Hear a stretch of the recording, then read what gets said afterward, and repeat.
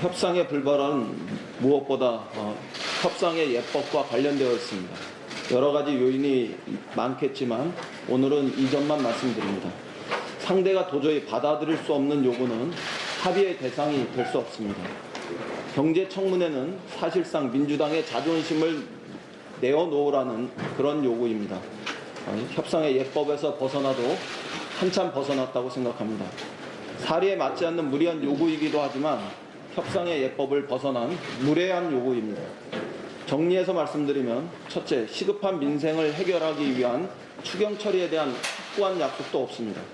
둘째, 터무니없는 경제 실정과 국가 부채 논쟁, 즉 정쟁을 반복하는 나쁜 청문회, 그 정신을 민주당은 수용할 수 없습니다.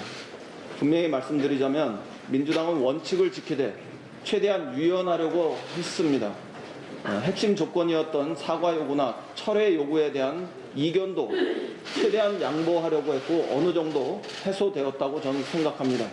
그러면 마땅히 국회 문을 열었어야 합니다. 국회를 열고 일단 국민의 여망에 부응했어야 옳습니다. 여기에 다시 경제청문회가 전제될 이유는 전혀 없습니다. 여기서 더 이상의 양보는 없다는 점을 분명히 합니다. 국민 여론도 경제청문회에 대해서 부적절하다고 판단하고 계시리라고 저는 생각합니다. 100번 역지사지에서 자유한국당이 우리 정부와 당을 향해서 경제 실정과 국가 부채에 대한 프레임을 걸고 싶은 충동을 이해할 수는 있습니다. 그러나 이것이 국회 정상화의 전제 조건일 수는 없습니다. 국회가 파행을 거듭한 이유는 경제 실정과 국가 부채 논쟁에서 비롯된 것이 아니었습니다. 국회 파행의 이유는 다른 데 있지 않았습니다. 오직 선진화법을 무력화하고 국회를 무법천지로 만든 것에 대한 책임 논란이었습니다. 우리는 솔직히 자유한국당의 책임이라고 생각합니다. 자유한국당이 스스로 만든 법을 스스로 걷어찼지 않습니까? 여전히 국민은 국회 파행의 책임이 민주당에게는 29%, 자유한국당에는 48%가 있다고 자유한국당의 책임을 훨씬 더 크게 생각하십니다. 그럼에도 불구하고 우리가 어느 정도 물러서서 자유한국당에게 국회 복귀의 명분을 제공하려 했었습니다. 적어도 저는 일찍부터 그렇게 협상에 임했습니다. 이유는 단순하고 명료합니다. 거듭 말씀드리지만 우리가 협상에 나섰던 이유는 시급한 민생과 경기 침체에 선제적으로 대응하려는 추경 처리를 위해서였습니다. 자유한국당의 주의 주장이 다 옳아서가 절대 아니었습니다.